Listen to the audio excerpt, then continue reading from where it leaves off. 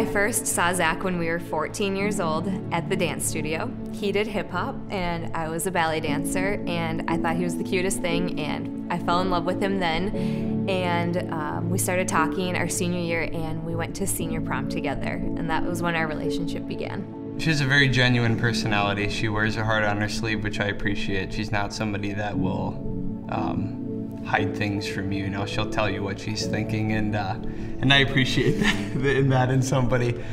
Yeah, when we decided to give our lives to Christ, it was not for us like a moment where it was we weren't believers and then we were. We were growing up kind of in the church, so it was kind of a steady growing, but it was one of those things saying, hey, we need to really take this seriously and make an effort every day, not just kind of have a half-baked faith type deal. So we started attending Real Life Church in 2011, and shortly after we decided to take a step of faith and we got baptized together. And at that time we were pregnant. I don't know if many people knew, we were early on in our pregnancy, probably 14, 15, 16 weeks, somewhere around there, and we were expecting twins, so we were very excited. And it wasn't long after we stepped out in faith and got baptized that our trials began. I started having some pregnancy complications, and we went in and found out that I was actually in labor at just 18 weeks pregnant. I was put on bed rest, strict bed rest at home, and about 2 weeks later, when we were about 20 weeks pregnant, I got a fever and had an infection and had to go to the hospital and was required to give birth to our twins. So because they were born so early, neither of them survived, but we did give birth to a little girl we named Quinn, and a son, and we named him Levi.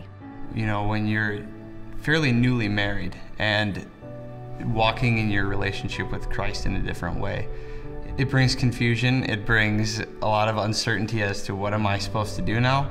I'm coming alongside my wife, supporting her, and then doing my best to stay grounded in my faith with all of this chaos and confusion going on in my brain. About 3 months later, we found out we were expecting again. And of course, this brought so many emotions. We were so excited. This time we were having just one baby, but we were also horribly scared, and we didn't know what our future looked like. So we were just trusting God and moving forward each day. And right around the same time, around 20 weeks, the doctors found out that I was diagnosed with Hodgkin's lymphoma. After I received my diagnosis, not only was I concerned about my unborn child, I was now fighting for my life, not knowing what my future would hold. So I was put in the hospital in St. Paul for 6 weeks on hospital bed rest, and at that time I also started chemo. So my daughter and I did 4 or 5 rounds of chemo together while she was in me, and then she was born in May, perfectly healthy, and I was still going through treatment.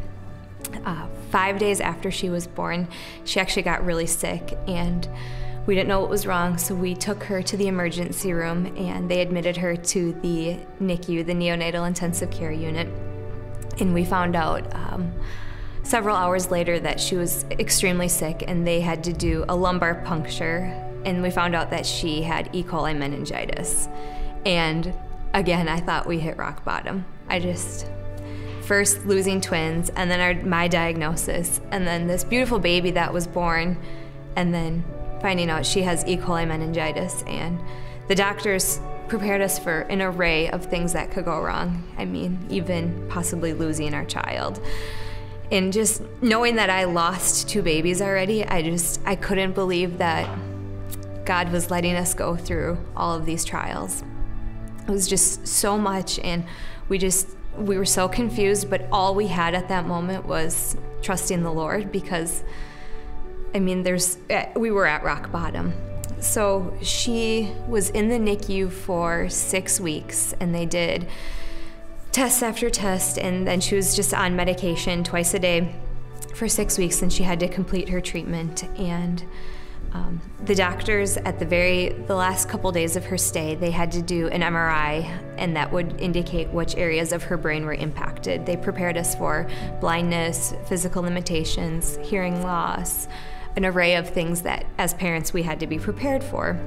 And so they took our daughter down, and her brain was not affected in any way. God completely healed our daughter, Ashlyn, of this meningitis, and the doctors were so surprised, and all we could do was just thank Jesus for this miracle, because in theory it shouldn't have ended like this. I mean, she should have had some sort of complications, and she really truly is a perfect miracle.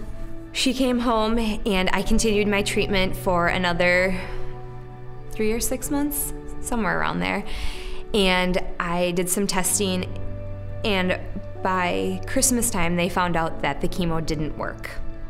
And we found out that my cancer had actually spread and didn't go away. So I went down to the Mayo Clinic, and they came up with a rescue line of treatment, which would entail going down there for 2 weekends, staying in the hospital, and doing a weekend of chemo twice. And then in March, we moved down there with our 11-month-old or 10-month-old, rented an apartment, and we moved down there, and I did more chemo for a week, and then I did testing on just about everything that you could get tested, because I was going to be my own donor for a stem cell transplant.